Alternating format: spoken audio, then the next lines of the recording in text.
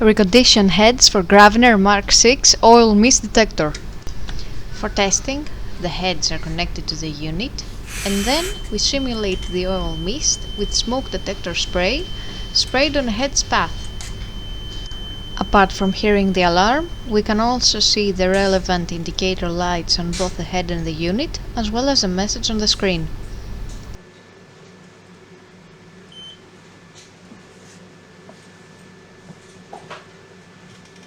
The same process is repeated for the second head.